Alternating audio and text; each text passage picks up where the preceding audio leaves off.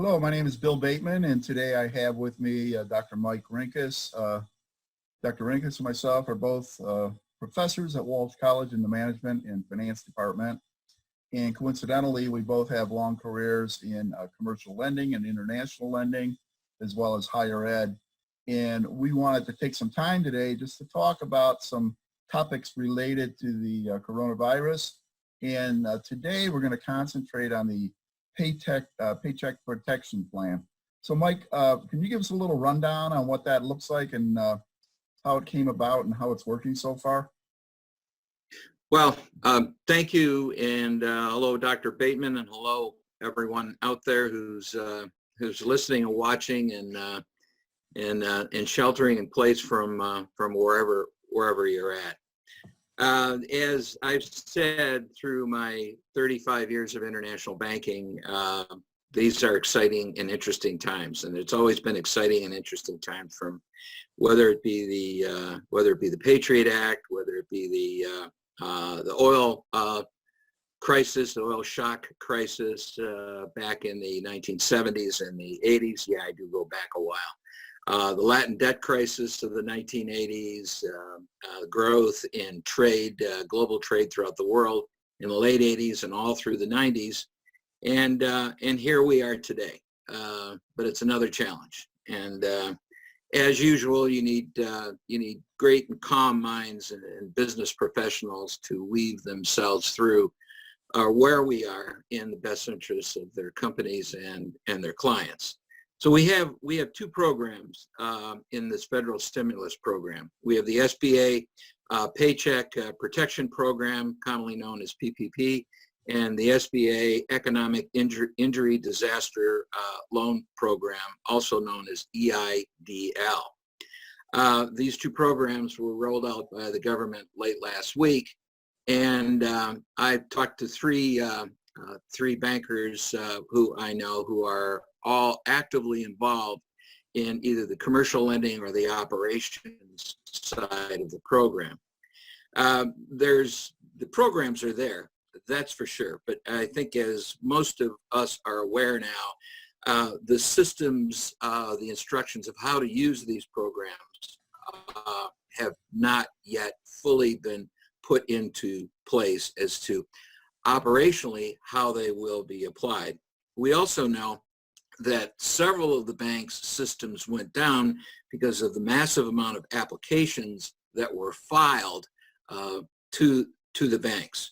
Now, one of the things we have to understand is there are the details of the program and how the program works, but there's also the capabilities of the banks. The banks are commercial enterprises. Their stock is owned by many individuals. If you have a 401k, a 403b, it could be your investment banker has bought some of these stocks because they're a commercial company, just like any other company. So they operate for the shareholders. They are, in fact, not the government.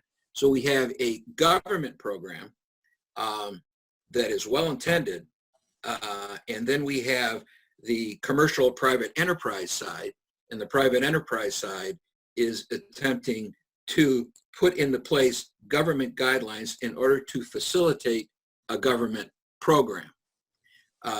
It can be done. It's been done through the SBA, and it's been done through the Export-Import Bank of the United States, or commonly known as EXIM, which helps fund working capital loans for U.S. companies who are exporting to foreign countries. So it can be done. But two things I want to point out. The SBA has been around for decades. Exim Bank has been around since the 1930s. There are policies, there are procedures, there are guidelines that are in place. And there are banks who use those programs, who are experts in using those programs because they've done so for decades. This is a new program that started on Friday. And the policies and the procedures and the guidelines have yet to be fit into the system. So in some cases, because it's an emergency, and we understand this, that the cart has been put before the horse, so the bugs have to be worked out. Now, the bankers that I talked to this weekend indicated that they're pulling on other bankers, that as many people, lenders as they need, as many technology people that they need to start putting the policies and procedures into place. One of the issues is that people are going to banks and applying for these loans, these assistance programs, these payroll protection programs.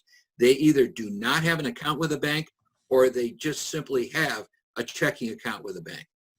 Banks are also guided by the Patriot Act. And one of the issues in the Patriot Act is called KYC. And anyone who's a banker out there painfully knows what KYC is. It's know your customer. And the Patriot Act strongly put that in place after 9/11. You can't just deal with people off the street, because banks do not want to facilitate money laundering. They do not want to facilitate doing business with people who are operating above the law in some way, shape, or form. They must report that to the federal government. If they think there is something illegal going on, they must report what they think they know. They don't have to prove it. And that's on a SAR, a special activities report. Or they are corporately and criminally liable by the U.S. government. So banks are asking, can we still do this with people we don't know? Are we going to get in trouble for doing that? Yeah, Mike, what I've heard is happening as a result of that very issue is that Chase is only allowing their deposit customers who also have a loan relationship. It can be something as simple as a credit card with Chase Bank before they'll accept a application from them. And then the other thing that I've heard is because, as you said, these banks are getting just inundated with these requests for these funds, they're not able to keep up with the system. So this morning, Wells Fargo announced that they're only going to deal with companies that have less than 50 employees or nonprofits. I guess they feel that maybe the most need is at that point. I don't know. But, you know, we have to look at this in aggregate. There's $350 billion available. And if you want a sense for what $350 billion looks like, I did the math. If you were to spend $1 every second, it would take you 11,000 years to spend all that money. Pretty remarkable, but that's the math to the subject. And it kind of gives you a scale for the enormity of this program. So listening to some people from the American Bankers Association over the weekend, they were suggesting that rather go to the big money center commercial banks, that you deal with a community bank in your town or area that maybe knows you better, or at least knows of you, and they should be able to maybe process this a little bit quicker, because a CPA that I talked to over the weekend said Comerica, one of the banks that you and I are very familiar with, hasn't even started to put this program together, or to start soliciting applications for this program. And then I also, just in a very random sample of credit unions, most credit unions are not even accepting applications either at this point, although they are able to. Well, Dr. Bateman, those are very good points. And let me just, I'll see you and I'll raise you on that comment. There are approximately 8,000 banks in the United States of any size. But here's the issue. Not all of them are experts in government programs. Not all of them deal in the SBA program, even less deal in EXIM programs. And there are tricks to the trade, if you will. You have to be knowledgeable as to how you deal with these programs. So I am familiar with one community bank that does work with the SBA here in Michigan. I don't know how many community banks really understand or do business with the SBA and even know the basic documentation to really know how to weave their way through the process. I'm sure that many of them are scrambling today because they want to service their clients. However, right. Servicing their clients using government programs in understanding the basic documentation let alone the PPP or EIDL documentation, which just came out, are two different things. So Right. this is something that you can't flip the switch on overnight.